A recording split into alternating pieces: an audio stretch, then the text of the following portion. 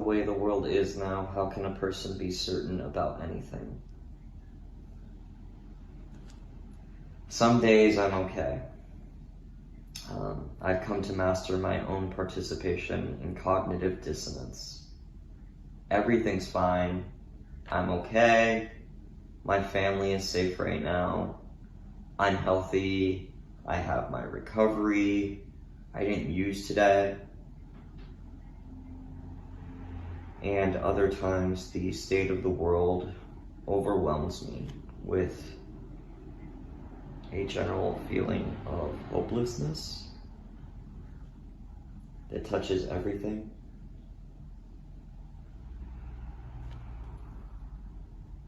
It's like the smell and taste of coffee in a coffee shop. You may have ordered an iced tea, but it tastes like coffee. And that croissant tastes like coffee. It's the lingering smell you just can't get out. And we're not addressing these feelings of hopelessness because we're in the coffee shop and it just smells like coffee.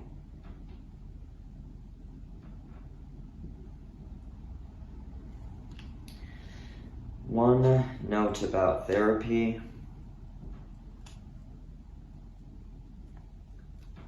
Often it's the thing going unsaid that is the thing that needs addressing. And right now I feel like one of those things is hopelessness. In sessions, clients are discussing steps they're taking in their recovery. Sober hours they've logged, groups they're attending, self-care activities. But underneath it all is the thing. Will I survive? Will treatment work this time? Will this pandemic end? Will racism ever completely go away? Can I trust myself?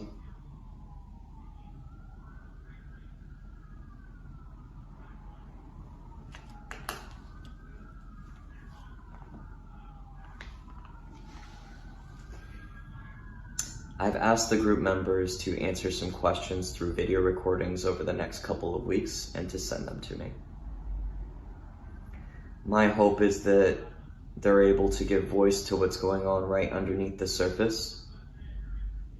One of the questions I asked them was, how do you feel about your recovery and the future in the face of COVID-19?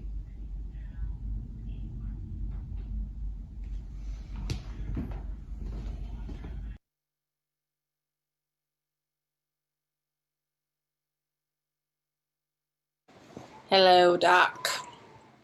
All right, you want me to answer some of these questions? Okay, how am I doing with the whole COVID situation? I feel pretty alone. The only good thing I had to look forward to every week was going to group, seeing all those familiar faces. And with Zoom, I just don't feel as connected. If I was a meme right now, it would be a picture of the back of Nietzsche's head with the caption, "What's the point?" I mean, really, what is the point? Like, who am I doing this for? I just haven't been able to focus on anything, on reading. I bought that White Fragility book on Amazon. Haven't been able to focus long enough to read it. Yoga. Can't really do it. Okay, next question. How does my identity shape my relationship to the group? Well, I'm white. So, it feels weird to say out loud. I'm white. Yikes. It's just something about, like, seeing myself make the words. It's just like an uncomfortable feeling. It's not that I'm ashamed to be white. I just don't. Never had to say it. I kind of like go through my life without thinking about race. That one time that Trish and I had it out, though, I was definitely more aware that I was white. And when she was going on about the drug war and Nixon and what those policies have done to black people, like, I felt like my whiteness was burning me. Like, I felt so ashamed. And I really beat myself up for it. Just my whole life I've been expected to be perfect, to not make any mistakes. I think that's probably why I started drinking, you know? So when I was drunk, I didn't care. And if I did make a mistake, something to blame it on.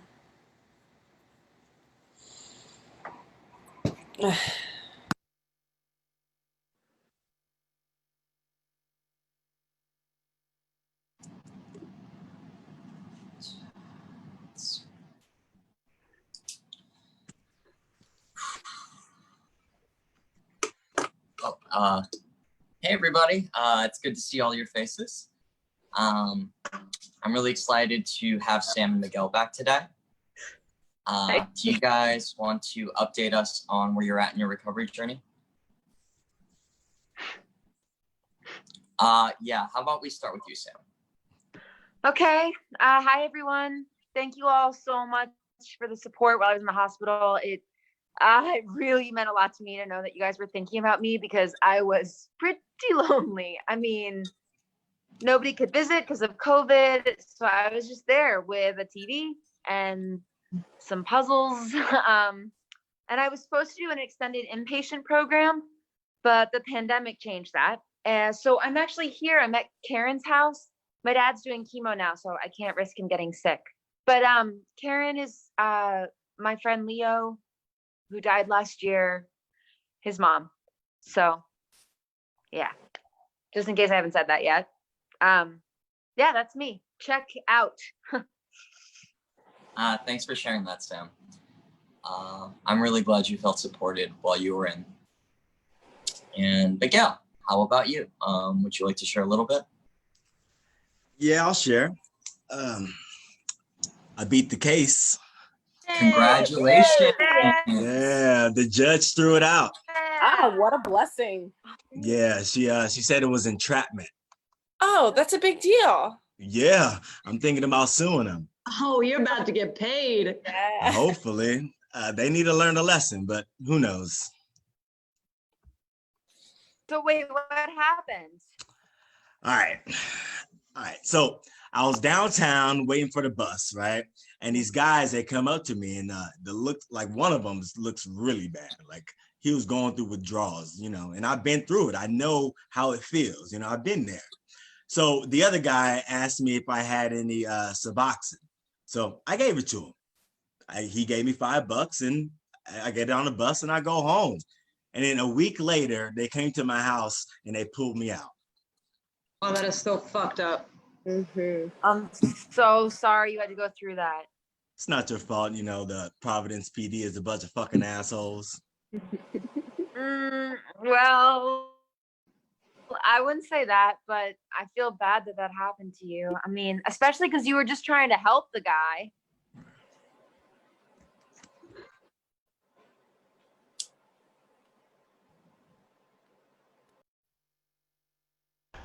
All right, let me find the questions. All right, Doc. I don't know how you want me to do this. Kind of feels dumb, like a reality show or some shit. Yeah, I don't even know where to start with this. It's so much. I guess I'll just start at the top. Number 1, it says, how do you feel about your recovery and the future in the face of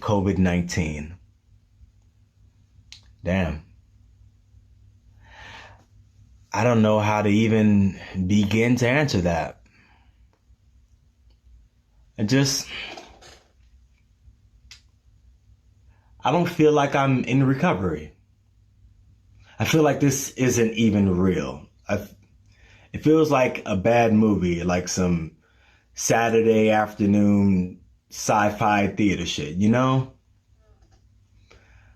Like when I heard the Tigers got it, I decided to bow down.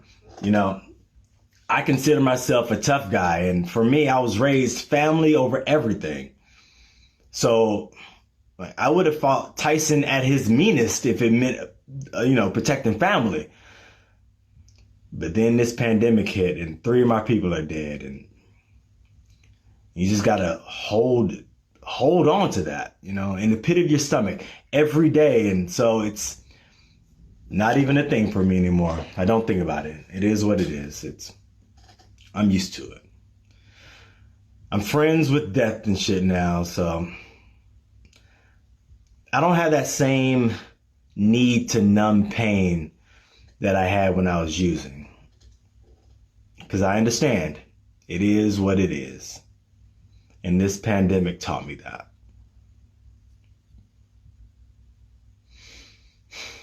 Okay. The next question.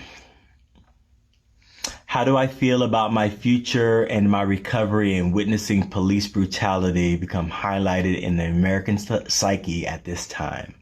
Ha! Okay, let's jump right in then.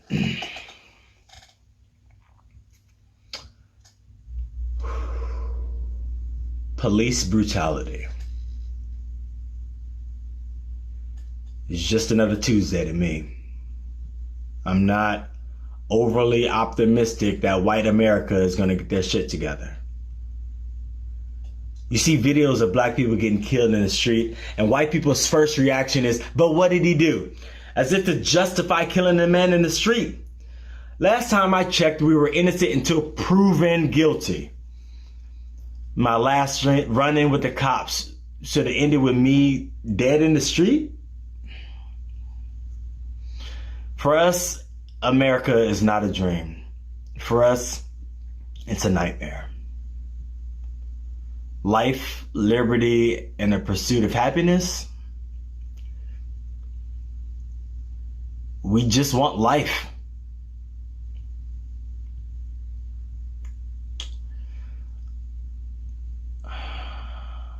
I'm tired. I'm tired of trying to convince people that my life matters. And what sucks is I can't be tired. I can't relax. I have 2 black sons and 2 black daughters. What do I tell them? How do I tell them that they're being judged before they even get the chance to open their mouths? To be black and conscious of this shit it's like staring into the mirror at your own extinction. Solve that. Then we'll talk about my recovery.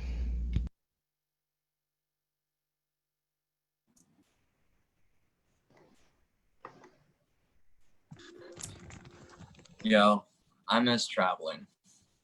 I miss bar hopping and live music. I miss dancing. What?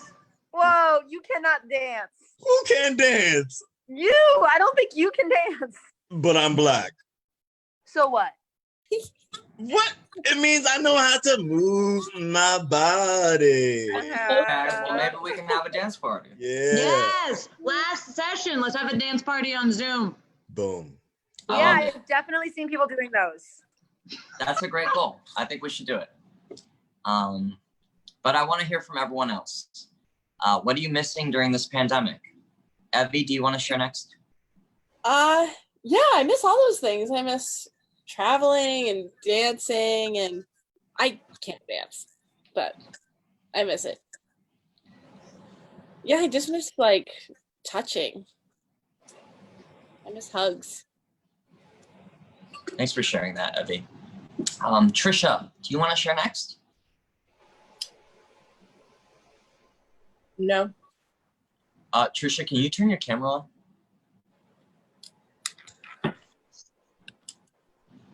Thank you, Trisha. How are you feeling? I'm fine. You're just a little bit quiet today. Something on your mind? Nope. I'm good. I know that you're good, but I want to remind you that your participation is really important for you and the group. I just don't feel like sharing. Is there a reason you don't want to share? That lady that was hovering before, I don't know her. Oh, you mean Karen? Yeah, she's fine. She's cool. She like helps Black kids with art and stuff. I'm friends with her on Facebook. You asked me, so I told you. Thank you for sharing that, Trisha. This is a really peculiar time right now. This is not the way I would want to be doing this work with you all. You've all been so courageous and inspirational to me during this time. And I do want to uplift the idea that sometimes we need to lean into things that are uncomfortable for us, because leaning into those things can push on that growing edge. Sam's done this. I mean, she's been leaving her room and she's made so much progress. We wouldn't want to see that go back. And also, I have to say, Trisha, that I think, Trisha? Oh, I think we lost her. She'll be back. She's got to come back if she wants her daughter, right?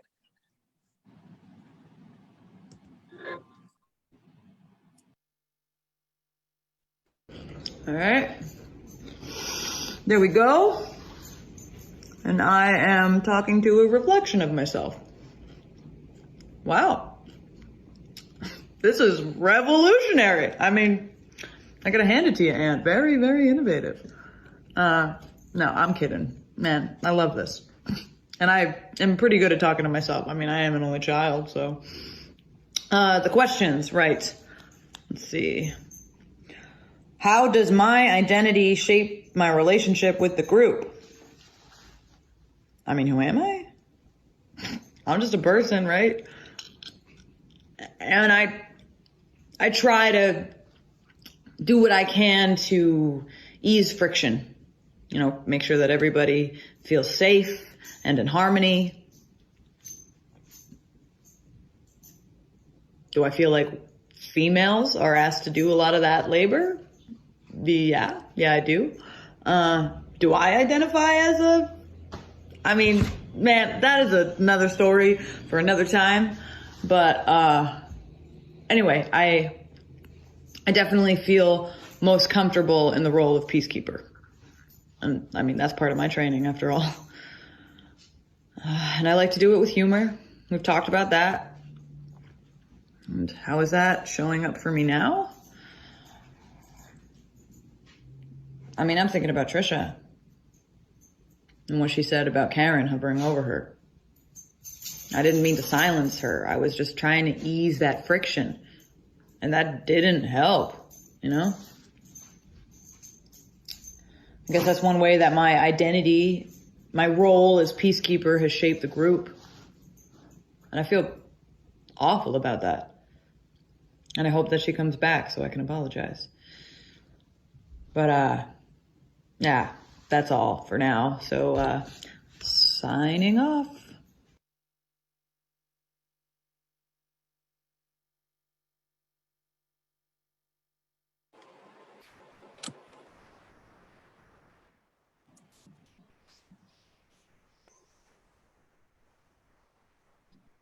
There.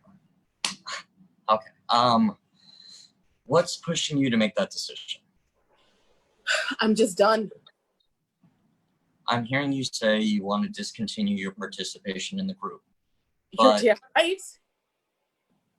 And I'm asking you what's moving you to want to make that decision. They're just all a bunch of fucking assholes. Trisha, I can hear you're angry, but I'd ask you to use different language to describe. Please do not police my language. They're just like the people in my NA group. They judge me. They don't stand up for me. Most folks in those rooms are white. When you're Black and in recovery, it's hard to find someone who looks like you and understands what it is to be Black. I hear you. Feeling judged would make me want to leave those groups too. But Trisha, you are so strong and you have been so brave and you bring so much to the group. I've seen you shine there too. And the group is filled with people with different perspectives, but we're all kind of there for the same reason, aren't we? For our recovery. Addiction is the great equalizer.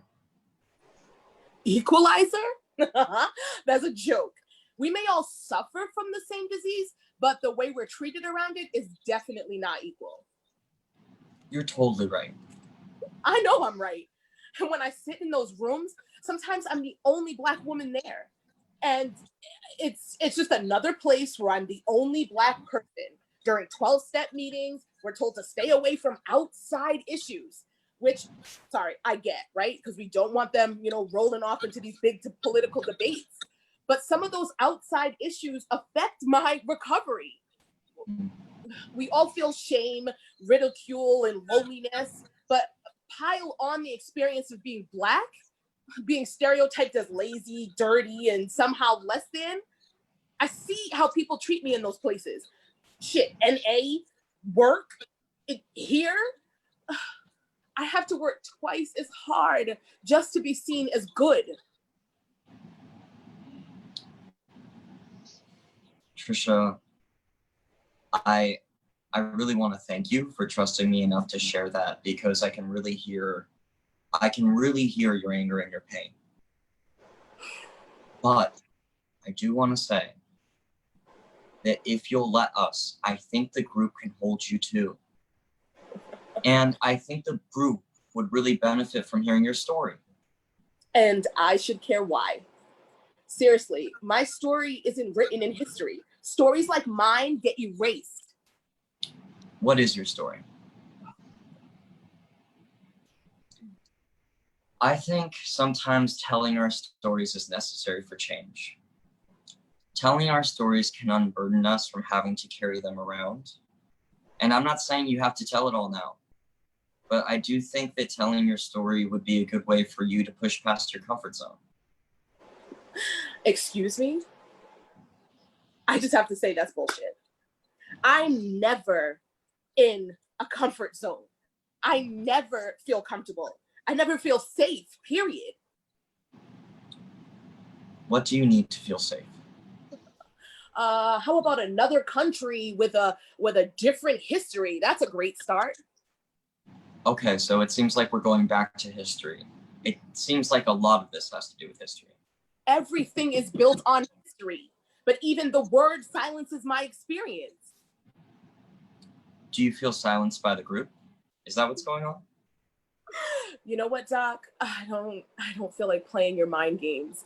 Do you think I feel silenced by the group? Do you think that I'm here because it's court mandated for me to get my daughter back? And knowing that the therapist who's supposed to be here to help me is the gatekeeper to getting her back. Do I feel silenced by the group? Yeah, because I have to. I have to play and be silent and play nice. All I care about is getting her back, and you stand in my way.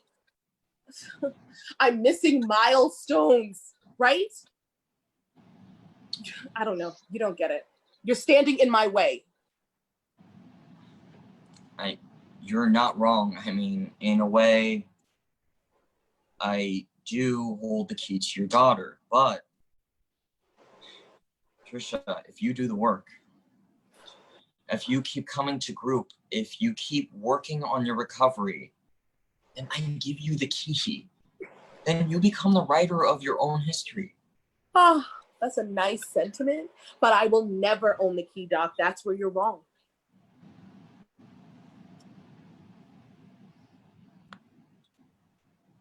I just don't understand. We are in the middle of a pandemic and I say all lives matter. What's wrong with that? Are you asking me? Yeah.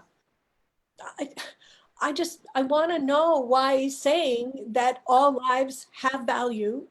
What's wrong with that? I'm honestly not sure if it's my place to answer that for you.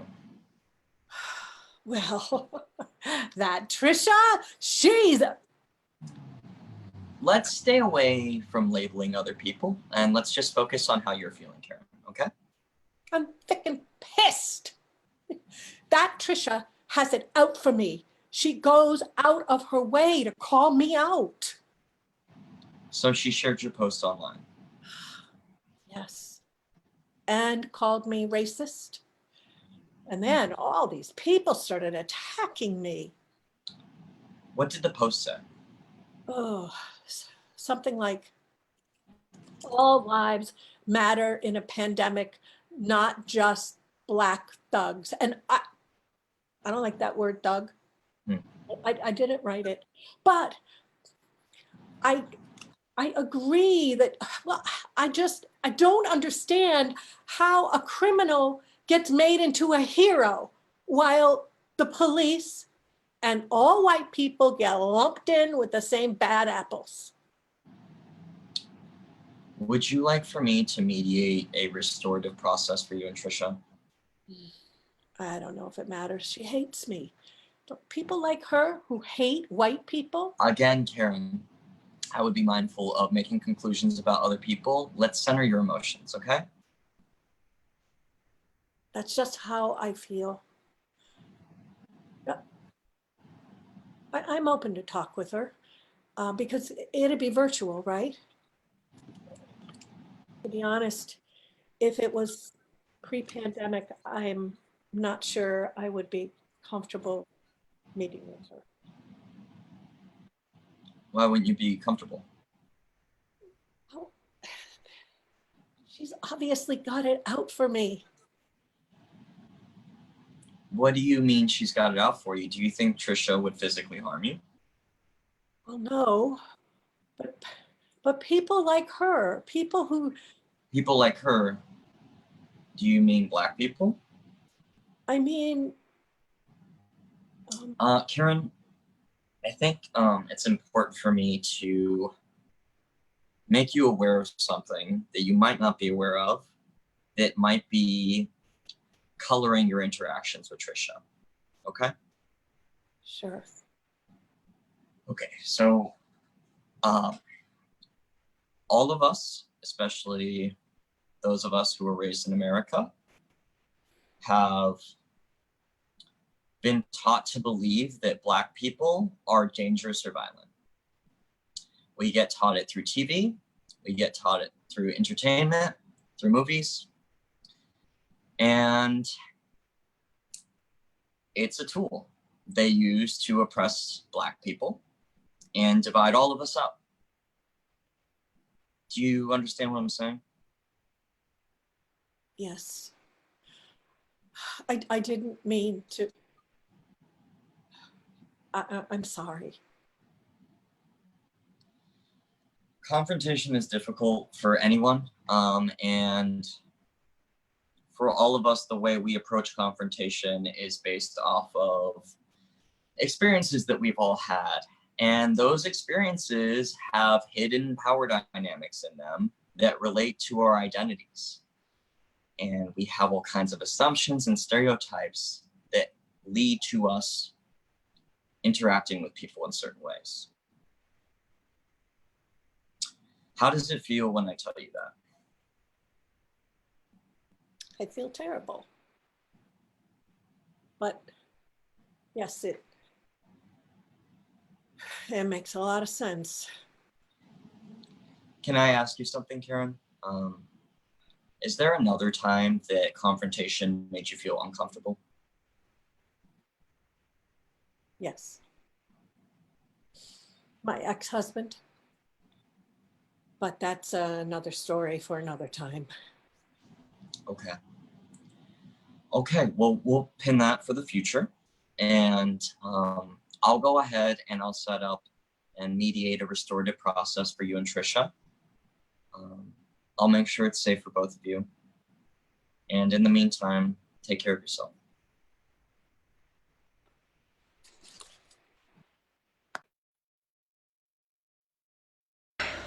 Hi. So, the last 48 hours have been a really hard time. On top of the pandemic, my father's sick, and I really can't be around him because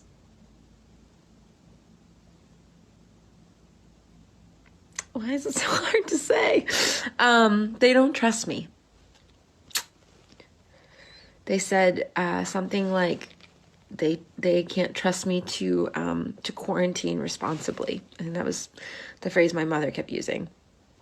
And I think I'm okay with that, honestly. I mean, it's better than I thought I could be because, you know, I know my parents love me and I really don't blame them. And it just makes me appreciate Korryn more because if it wasn't for her, I don't know if I could keep up with my sobriety. I'm staying in Leo's room and it's weird to be here. I mean, all of his stuff is still here. It's like he just got up for a bit, but he'll be right back. But Korryn and I, we get along really well. And maybe it's because we just understand each other's grief. Or Korryn has been my second mother. And right now she's doubled that. I mean, she's been my quarantine mom of 2020.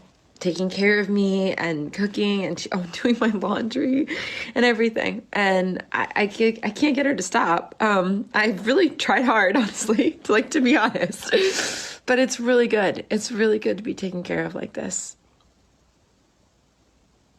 I don't think I realized how much of a rift I put between me and my mom. But Korryn really believes in me. And she trusts me. And I love her for that. And that's what makes this post thing just like so hard. It's just like showing me this whole other side of Korryn. And I saw the post, the meme, and it was bad. I've seen worse, but it was bad. And then my heart just dropped when I saw Trisha's response. You know, I mean, Trisha just tore into Korryn with all the history and the facts. And then Korryn, I don't know. It really affected her, like all day. And she just stayed in her room and it felt really weird to be on the other side of it. When she came out this morning though, like something has shifted. She was softer somehow, but not in a somber way. She told me that she did watch all the video, the George Floyd video. She watched all of it. And she said she was able to see it through the eyes of a mother.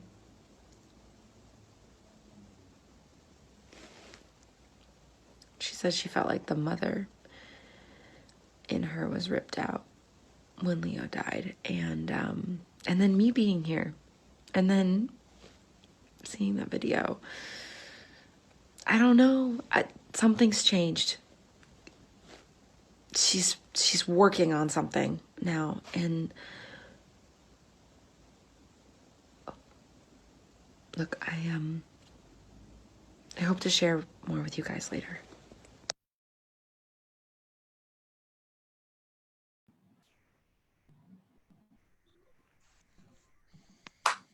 Hey everybody, good to see you here again. Let's see. I want to start today with a quick breathing exercise. So everyone, if you're sitting in a chair or if you're not, just find a comfortable position or lean back in your chair and close your eyes if you're comfortable with that, or let your eyes fall to the floor. We're going to take 3 deep breaths. When I say breathe, you're going to go ahead and breathe in, and then you're going to exhale normally. Okay. Breathe.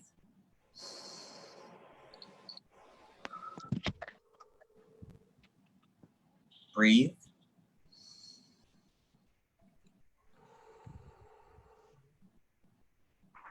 Breathe.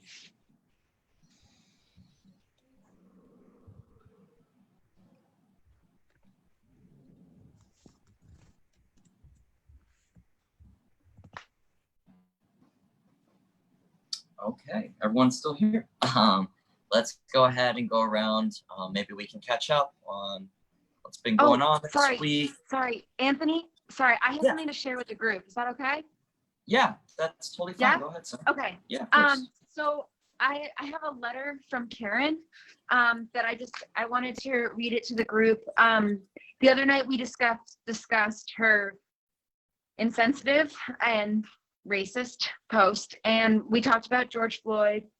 And she was honestly really able to see his story like reflected in her own with Leo. And okay, I'm just gonna read it to you guys, and I think you'll understand. Is that okay? Yeah. Okay. Dear friends, first I want to say thank you for this invitation to connect. Meaningful connectivity is so rare right now in our world, and has been in my own life for a while. For me, loneliness is like a cancer. It eats away at the best parts of you, leaving a hole for you to fill. As you know, I lost my son, Leo. Losing him left a hole in me, and it seems I started to fill it with everything but compassion. I want to say first, I am sorry for any harm I've caused. I should have given Sam her space when she was in group, and more importantly, I never should have shared that meme. It was more than insensitive, it was wrong. I am not Black, and I am not a person of color, and I will never know what that experience is like. What I do know is that aside from age, the only difference between my son Leo and George Floyd is skin color. George Floyd wasn't a thug or a criminal. He was a human being, just like my son. Someone who loved and was loved. Someone who struggled. When I was reading the transcript of his death, what stuck out to me most was that before he took his last breath, he called out for his mother. I wonder if my own son, when dying, thought of me too. I am wrecked with sadness that I could not do more for Leo during his last breaths, and I could not do more for George Floyd either. We are all someone's child. Trisha, I'd like to say to you specifically, your life matters. Black lives matter. I commit to doing the work of figuring out what it means to be anti-racist. To anyone else in the group whom I may have hurt, I am deeply sorry. Thank you all for these lessons. I will be doing this work for myself. I am doing this for Leo. And for Breonna Taylor. She was a healer. She spent her life taking care of others. Breonna Taylor was sleeping soundly next to her lover when she was murdered by police. Breonna Taylor did not deserve to die. We do this for Angel Viola Dicarlo. She spent all 31 years of her life being failed by the same system designed to support her. The same system that diagnosed her as schizophrenic took no action to support her. Police reports of her murder make note of her holding a gun. They make no note of her mental illness. Angel Viola Dicarlo did not deserve to die. For Shelly Frey. Shelly Frey was murdered while driving away from the security guard who shot her. He said he feared for her safety, but she was driving away. Shelly Frey did not deserve to die. For Priscilla Slater, no one can seem to say why or how Priscilla Slater was arrested. No one can seem to say why or how Priscilla Slater died. Less than 12 hours in police custody, and the remainder of her life remains a mystery. Priscilla Slater did not deserve to die.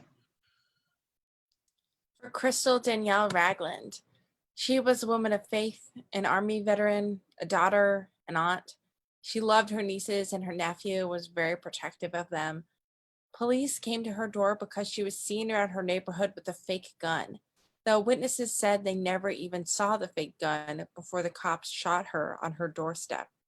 Crystal did not deserve to die. For Cynthia Fields. Cynthia Fields had 5 children and 25 grandchildren. Cynthia was caught on her porch at her home in Savannah, Georgia, when she was caught in the middle of a shootout between police and a suspect for a crime committed earlier that day. Cynthia did not deserve to die. For Niña Adams. Niña Adams was described by her loving uncle as really smart, a college graduate, driven, bright. She suffered from schizophrenia, and in the time leading up to her death had been dealing with a growing sense of fear and dread, installing security cameras around her house, garage, and backyard. She was shot by police on her front porch in Greensburg, Pennsylvania. Niña Adams did not deserve to die. For Lajuana Phillips, a 36-year-old mother of 3 children. She had been working hard and had saved up to buy her dream car, a white Mercedes, when she was shot and killed by police at the dealership. Lajuana was a prolific tweeter, writing with optimism. I'm going to smile even when you try to paint my face with tears. Lajuana Phillips did not deserve to die. I'm doing this for Korryn Gaines, a creative hairdresser and passionate mother of 2. Korryn lived 23 years before her life was taken by a police firearm. A local SWAT team mediator was never called during her 6-hour standoff with police who invaded her apartment to serve a summons for minor traffic violations. Korryn Gaines did not deserve to die. Also for Darrenisha Clay, who lived 17 years in Lansing, Michigan, and lit her family's lives with her smile. A police firearm deployed when she was unarmed killed her. Darrenisha Clay did not deserve to die.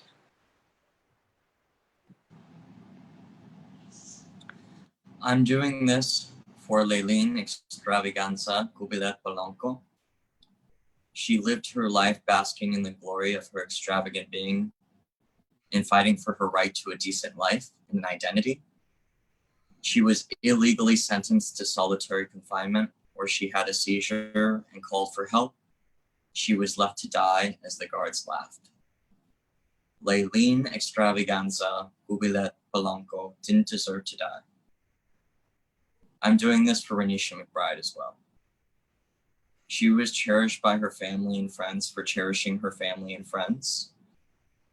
Unfortunately, little more is said about her in publications. She was murdered for knocking on someone's door after a car crash. She sustained a head injury and was simply trying to get home. The person who shot her assumed she was trying to break into their home. Renisha McBride did not deserve to die. I'm doing this for Tony McDade, a transgender man, lightweight boxer, dope barber, and an avid basketball player and an aspiring rapper. Tony did not deserve to die. I am doing this for India Beaty. She was well known in the Norfolk, Virginia area as an up-and-coming artist. She worked many jobs to support herself, but her main passion was her music. Her favorite performance was when she opened up for T.I. India Beaty did not deserve to die.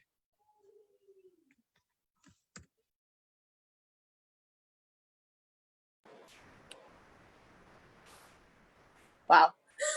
Yeah. I don't even feel right. Sorry. I don't even know where this is coming from. Okay, I'm good. I'm good. I'm good. I'm good. I'm good. I'm good. I'm good. I'm actually I was just gonna do a quick check-in, send it, and then go pick up my daughter. But now I'm crying and I don't know why. I'm not even sad right now. I guess Zoom is triggering. I've been trying to stay away from it since we've been able to do more things in person.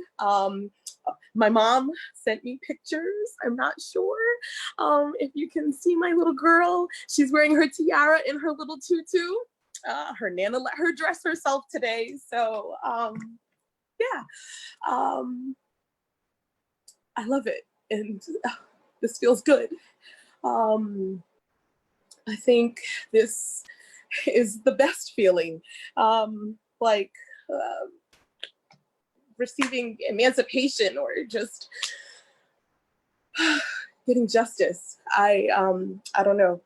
I've been, thinking a lot about this since all of that went down with Karen and the group maybe 9 months ago. Wow.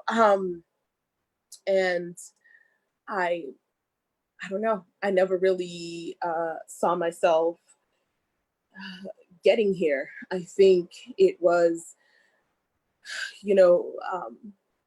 seeing, all of the deaths on TV and really seeing myself in those losses really,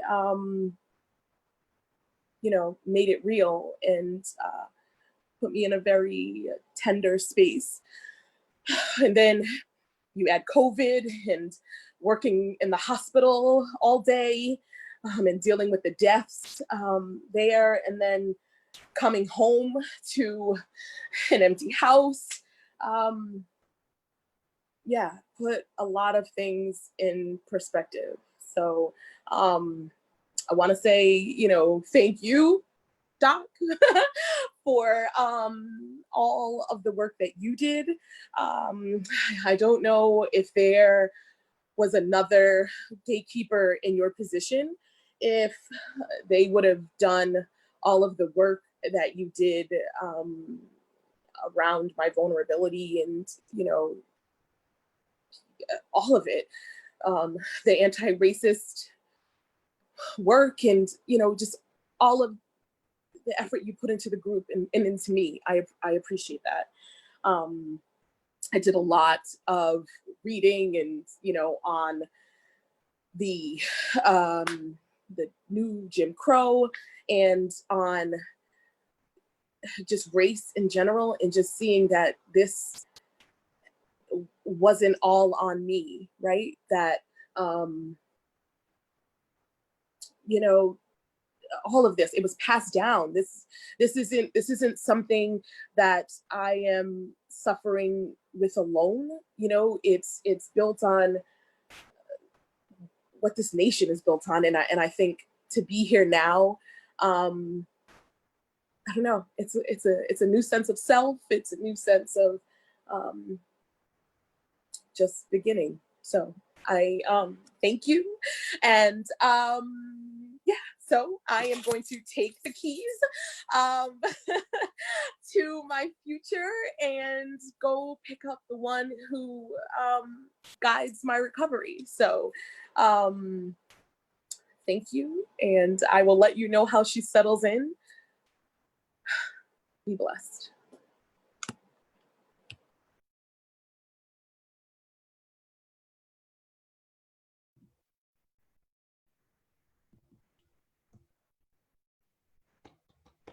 Thank you.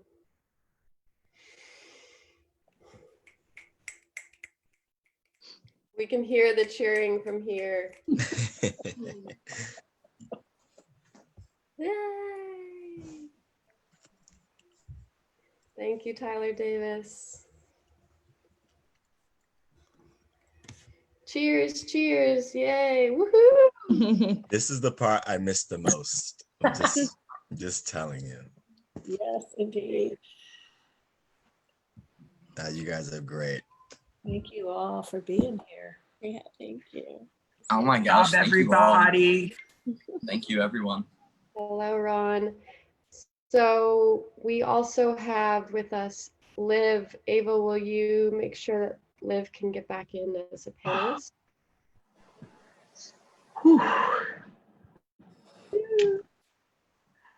And I think maybe together we can all do one breath.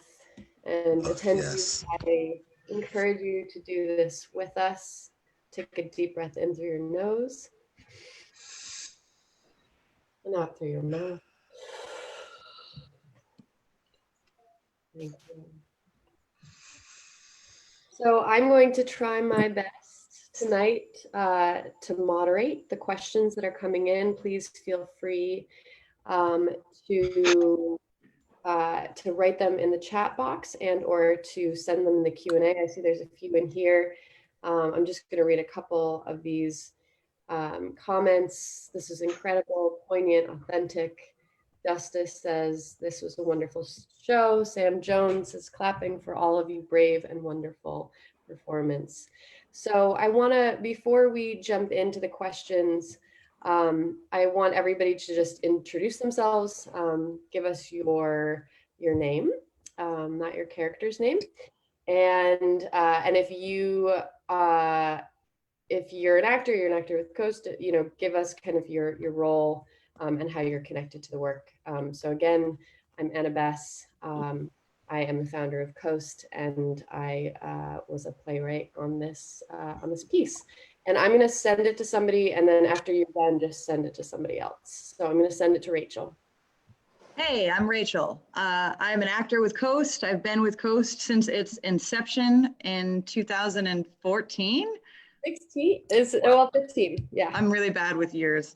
I'm also in recovery, and that's my role here, and that's why this work is so meaningful to me. Will you send it to somebody? Yes, Miguel. Miguel. Oh my God, JR. JR.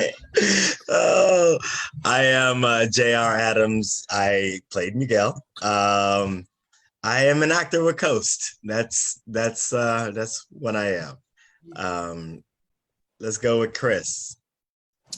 Hey, I'm Chris Rodriguez. I am an actor with Coast, and I just kind of randomly started working with Coast, and it's been really amazing. So I always feel fortunate to be here.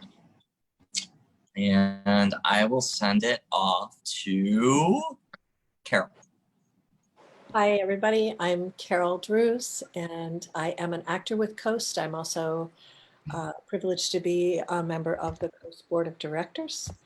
And yeah, I play Karen, and Karen's taken me on quite a journey. So I feel very, very fortunate to be a part of this company, and very, very grateful for everybody in it. Thanks again for coming. Will you send it to somebody, Carol? I can't see, but I'm going to send it to Jane. You here? Is Jane She here? just got back. Jane, it's your Hi. turn. Who are you? Hi. Who are you? Who you be? Jane Bird. I'm an actor with Coast, and I have 4 years. 4 years. I just added it up. Which means I have 3 tote bags and no cookies yet. I don't know why we haven't done that. 4 years. Very proud of it. Not happening. Not happening. Will you send it No to somebody? cookies. Yes, I would happily send it over to Tiffany. Yay. Hi, I am Tiffany Fenton. I am an actor with Coast. I am so proud of this project, and I'm here thanks to director Ron Lewis, and working with him and Coast fills my heart. So this is a blessing more than we know. And I'm gonna send it over to Emma. Hi, my name's Emma. I play Evie, and I'm an actor with Coast. And I will send it over to Ron. Hi, everyone. My name's Ronald Lewis, and I'm a director with Coast. I directed this piece, and I am going to send it over to JR. Well, JR just did it. Oh, already. fudge. Damn it, Janet. Wait, am I the last one? Who did every? Oh, wait, no. Liv. I'm going to send it over I'm going to send it over to Liv.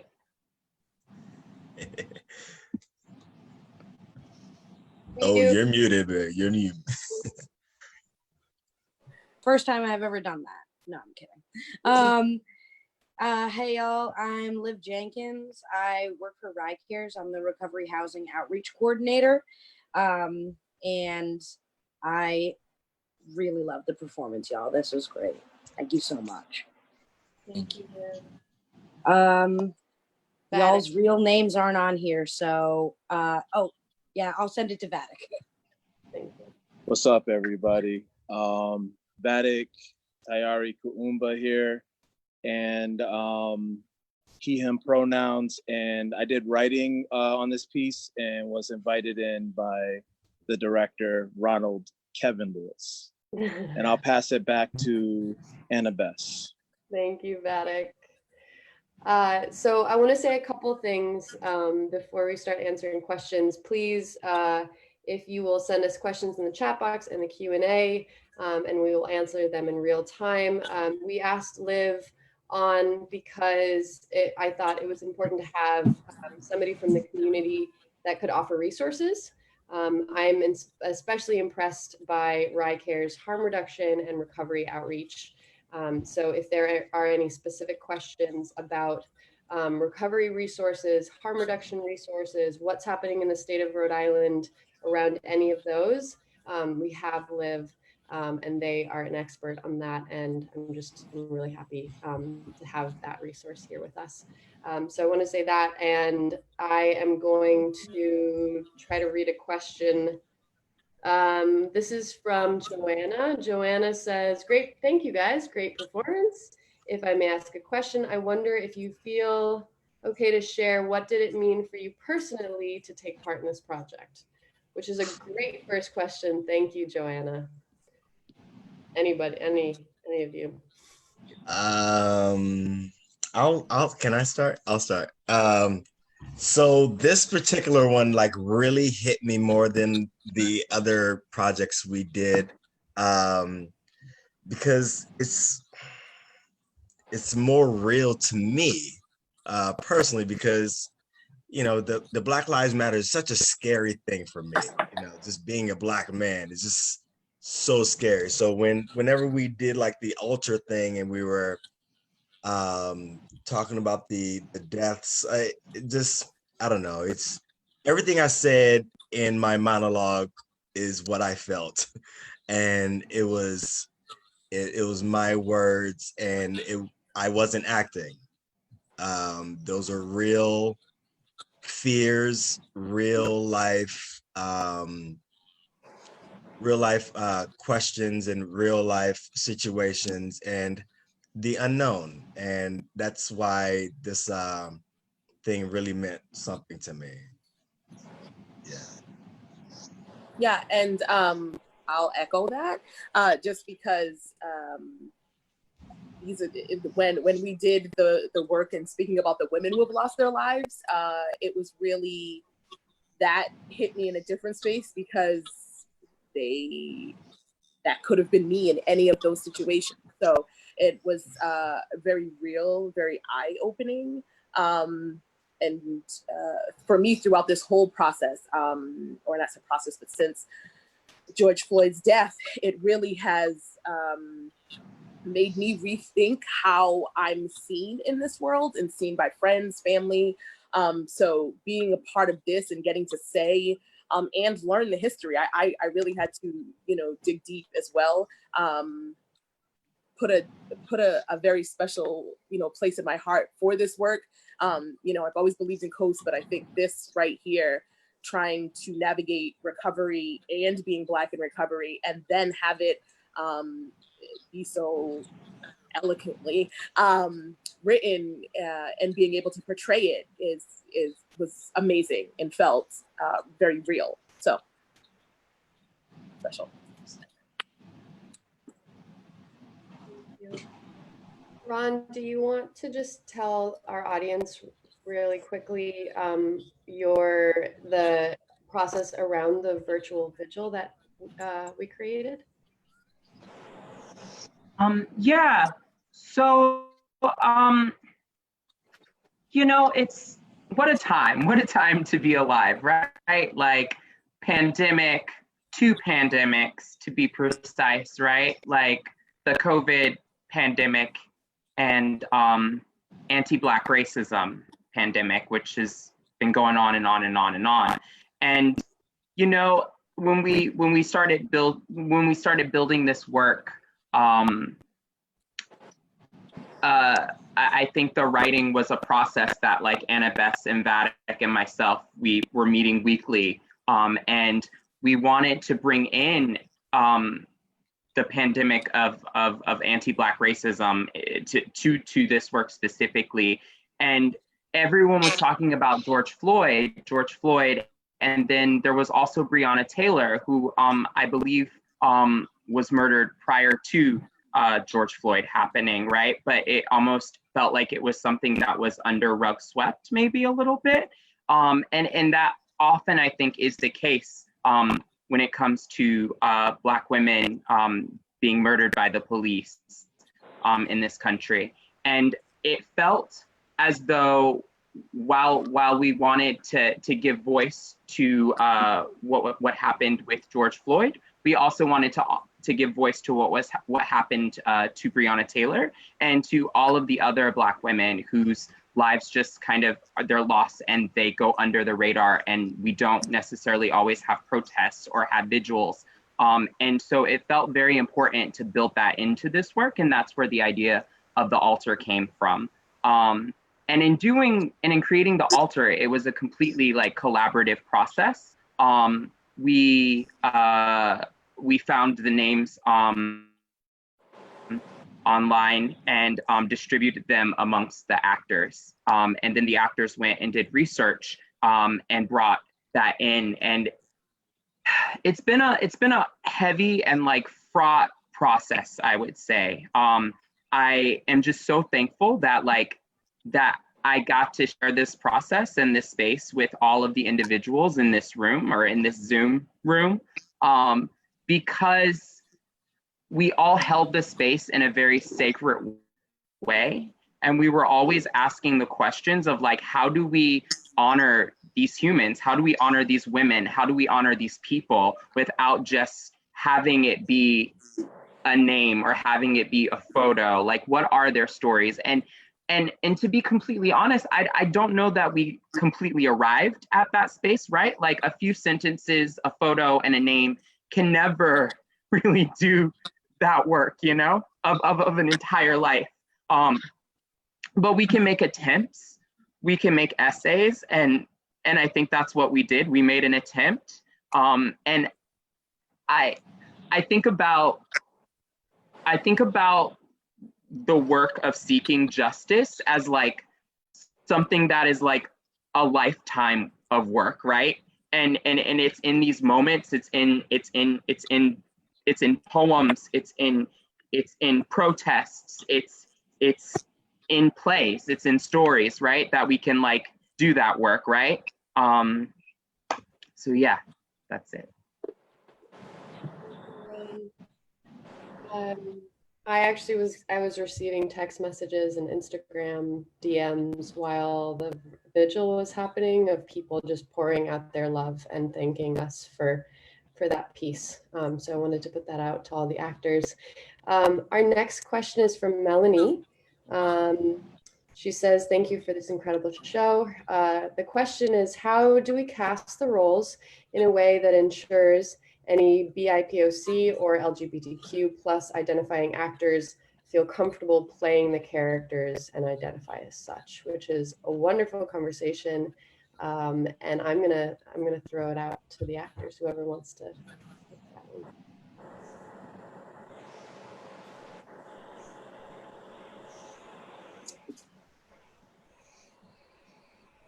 I'll take this one.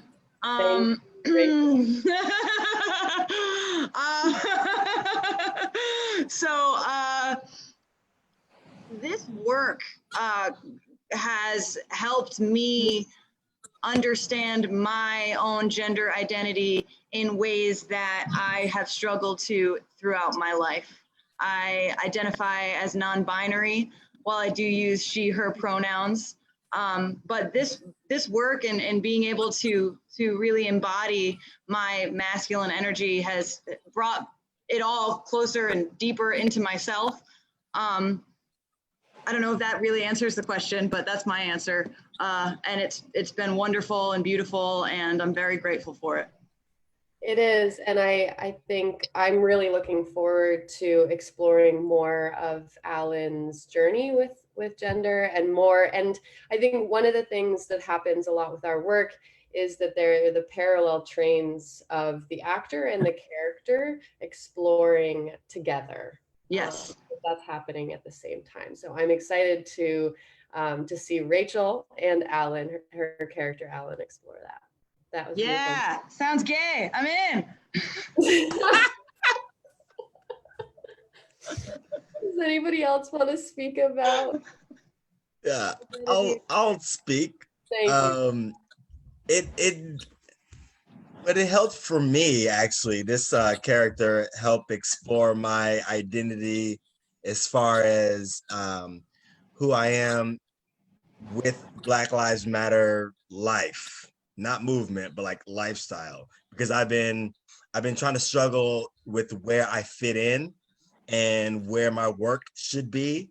So going through this process and this episode helped me figure out where I'm supposed to be with that sort of identity. Not necessarily black, white, or male, whatever. It's just like where I fit in with the lifestyle, the movement.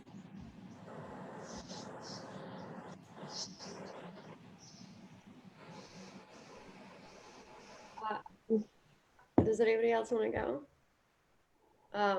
I will say that as a white woman, there have been many conversations that I've had with myself, that I've had with other drama therapists of color, in particular, a close colleague, and incredible Black drama therapist, Adam Stevens, about what it means for me to write Black characters.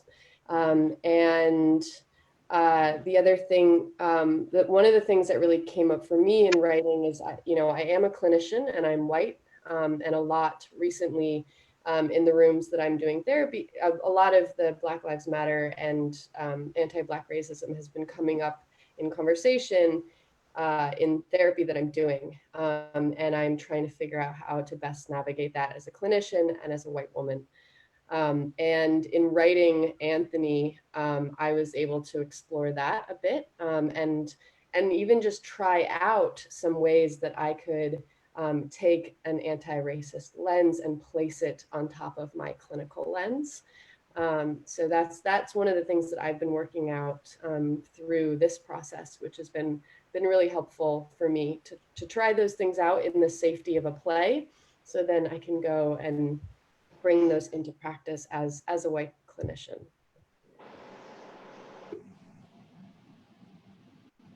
Does anybody else want to say anything else?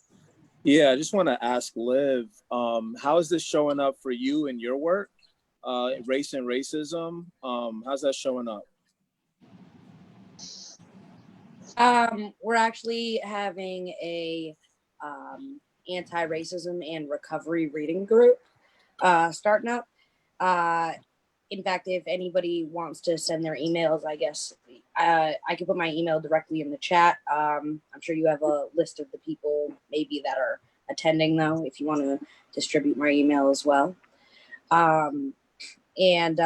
Because it is an in-person group, it is a smaller size group, but we're distributing the readings regardless. So it's just different like historical figures in the Black community who have been in recovery and done work in recovery, but it's never really been talked about because so much has not been talked about. And, people of color are not really shown in the recovery community as much. I recently went to Peer Apocalypse, which is a conference, people in recovery conference. And I was like one of the few Black people in every room, which I identified it with the Trisha character because I was like the only person of color here. So there is a lot of work that needs to be done in the recovery community to be more inclusive to people of color. So I think that Rikers is constantly exploring more and more what we can do. Thank you for that question, Vadik. Word. And I appreciate everybody in the whole process. I want to hop into and just like talk about how I was coming in as an outsider, right? With like I'm not in recovery spaces in that way. Like I have a socialization of what a recovery space is, but then also I have been doing work to like unlearn those things and think about addiction as like a mechanism that is like kind of placed upon us because of the pressures of capitalism, and like understanding like the different the different levels of addiction. So it's like, you know, I drink yerba mate every day. It helps me do my Zoom meetings, but I'm still able to take care of my kids, right? Like I'm doing that, you know what I'm saying? But it's like in our particular society, right? A person can have wine every day, but a person can't have X, Y, and Z, right? A person cannot have enough, you know what I'm saying, anything other than that, right? Or, you know what I'm saying, in a certain way.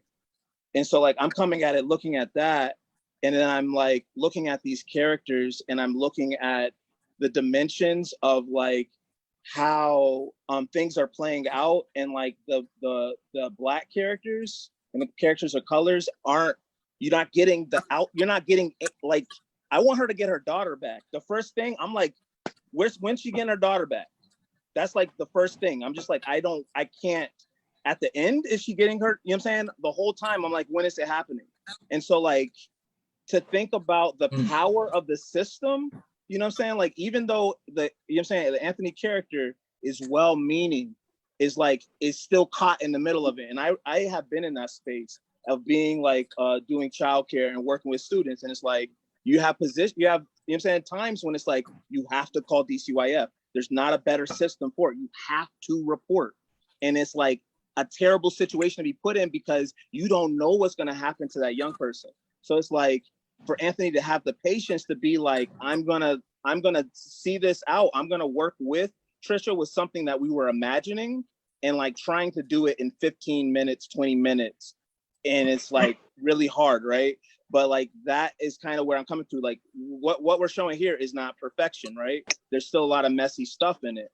But that's where we were coming to at it in the collaboration, because, you know, Annabeth is a clinician and has that insight. And so it's like a lot of learning that I was doing, and a lot of things came out in the writing.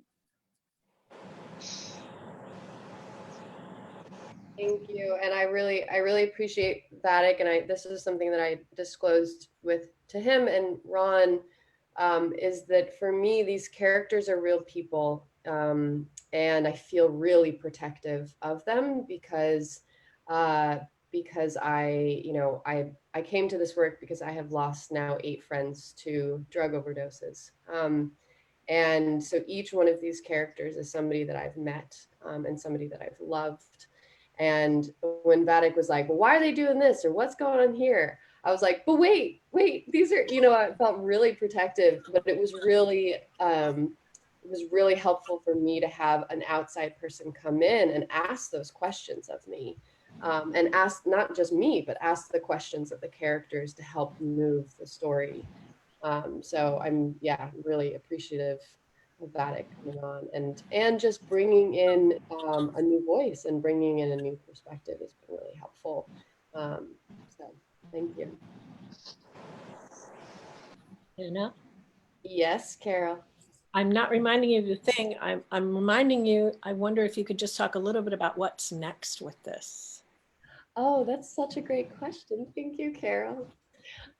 So what's next with this? So we are committing to creating a brand new episode every month from here until the end of the year. We can't be on stage. It's not safe for us to be on stage, and stages are not open to us. But we want to continue to do the work, and we want to continue to be with you, with our audience. So we are going to bring on new writers each month, like Vatic, that bring in a new voice and a new perspective. We are looking for sponsors that would like to sponsor these performances. And if you do come on as a sponsor to sponsor performance, you get to be a part of the process. You get to give us feedback on what you'd like to see, some themes that you would like to see. But really a big piece of this is that we want to take these characters and put them in present day 2020 America, and really reflect back to you what we see going on in communities especially in recovery communities. So, thank you. Annabeth, we have a couple more questions We that do. popped up. Do you see? Yes. So Paul asked, having seen multiple performances and I was loving all of your work. I have a technical question. How was it God. How was it coordinating? No way. And performing such an excellent and seamless performance on Zoom as compared to on stage? Oh my God, Paul, amazing. You should have seen us last night.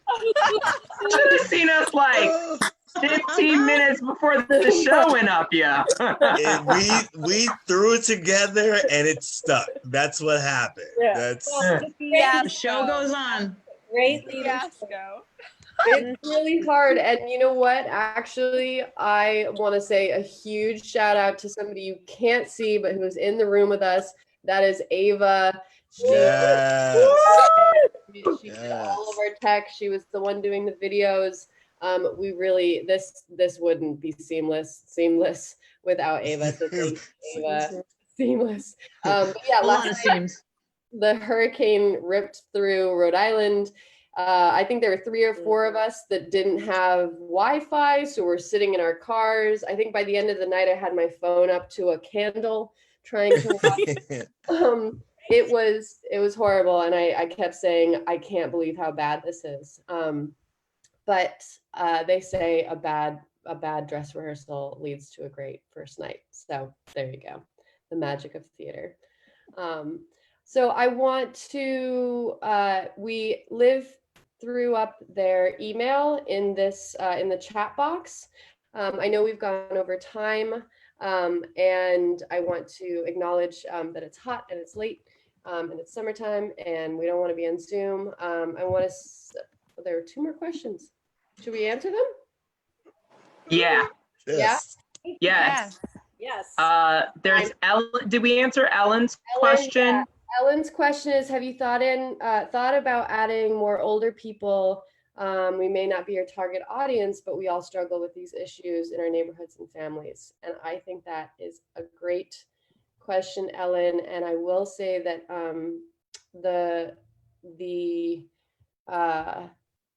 some of the data that's come out recently around the recent overdoses in the state of Rhode Island, the majority of those who passed were middle-aged white men, which is, I don't think they know why. Liv, I don't know if you have any idea of why this is, but we are seeing older folks. And now I'm very conscious of the fact that I'm saying older and I'm putting a number to it. And was there one more? Yes, there's one more from Linda Hurley. It's in the chat. Linda asks, will this work be available to let us continue this necessary and often scary conversations? Yes, it will. I forgot to press forward, but it's on Facebook Live though, so I think it automatically saves it. You can grab it off of there. You can grab it off of there. But thank you, Linda Hurley, longtime supporter and collaborator with us.